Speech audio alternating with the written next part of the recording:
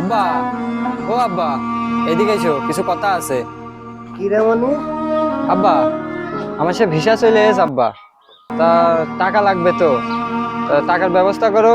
প্রায় 7 লাখ টাকা টুক মতো। ছাড়া তো আর আমার কিছু নেই। তা দেখ এই জমি বেচে কয় টাকা কি হয়। আর ওই যে তোর ওই বারেক চাচা আছে, ওই যে সুদ খায়, ওর সাথে কথা কইছি তুই। আব্বা, তাহলে তুমি এই জমির বেচার ব্যবস্থা করো, আর আমি দেখে বারেক চাচার কাছে যাচ্ছি যে কি কয়। চাচার সঙ্গে ওয়ালাইকুম আসসালাম। আমার এই ভিসা চলে এসেছে, আপনার কাছে আব্বা কিছু টাকার কথা কইল। ভাইস্তে, তুই তো আমার ব্যবসা সম্পর্কে জানিস। এখন টাকা চেয়েছে 2 লাখ। 2 লাখ টাকায় কর্তৃক টাকা বুঝতে পারছি। এখন দেখ তোর যা ভালো লাগে কর। ওই জমি দলিল পত্র সব দিয়ে দে। আসি, আমি আর সঙ্গে করবো। আব্বা, তাহলে আমি গেলাম আব্বা, আমার জন্য দোয়া করো, আর তুমি কোনো টেনশন করবা না আব্বা।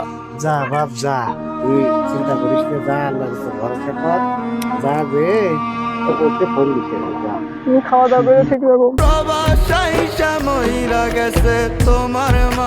ভাই, দেশের থেকে জমি টমি বন্ধক থেকে দিয়ে আসলাম ভাই।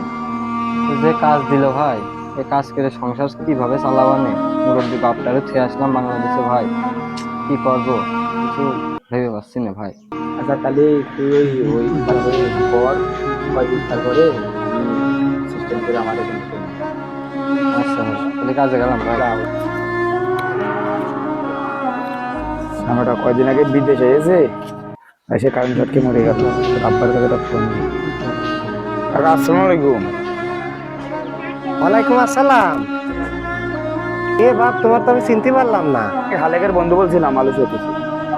একটা দুঃসংবাদ আছে কাকা। কি দুঃসংবাদ বাপ? ওই খালেক তো 2 দিন আগে কারেন্ট ঝটকে মারা গিয়েছে।